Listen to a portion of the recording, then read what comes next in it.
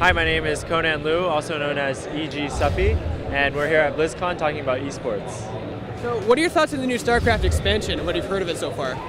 I think Heart of the Swarm has been a really good expansion for StarCraft II. I think the game has been a lot more dynamic and fun to watch with Heart of the Swarm, and it's always changing. Wings of Liberty was starting to get stale towards the end of it, so I think it was a pretty good expansion from Blizzard. Legacy of the Void, we don't know too many details about it yet, but I'm really hoping that when it's released, it's really going to reinvigorate the scene and get more people, back into StarCraft. What impact do you think it'll have on esports? Do you think it'll be as big as Heart of the Swarm? I think Legacy of the Void has the potential to get a lot of people back into esports and to StarCraft if done correctly. I think Blizzard will have to make a lot of big changes, work on the social aspect of the game and make it not so lonely and isolated. And I think a lot of people, if there's big changes, they will come back and start playing again. What do you think about how the Staples Center sold out in an hour, legitimizing esports? I think the Staples Center selling out in an hour for the League of Legends Worlds is just yet another example of esports growing every single year. The international for Dota was also huge, and I think esports events are just growing every single year. What impact do you feel the US government giving League of Legends gamers a visa the same as real athletes are? What do you think about that?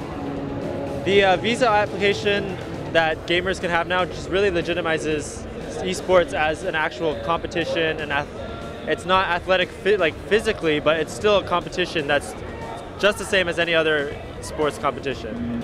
More advice, what advice I'd give to other StarCraft gamers? Just train as hard as you can, I guess. Yeah. What's the biggest misconception about pro gamers? The biggest misconception about gamers is that we're just basement-dwelling nerds that are drinking Mountain Dew and eating chips all day. Yeah, Doritos. I think that was the stereotype of old, but it's really been changing ever since then, especially as it becomes more and more popular.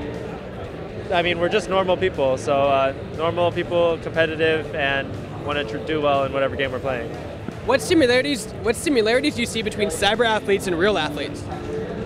The similarities between cyber athletes and regular athletes is we train very much. We fly and compete in tournaments all around the world. We have fans that we do autographs for. I think it is very similar, and we're sponsored, and we have to do promotions for our sponsors. So it's definitely very similar to the regular athlete. What do pro gamers have that is similar to real athletes to drive to become better? I think one thing that pro gamers have that drives them to be better and motivates them to be better is kind of the ladder system and the ranking up system.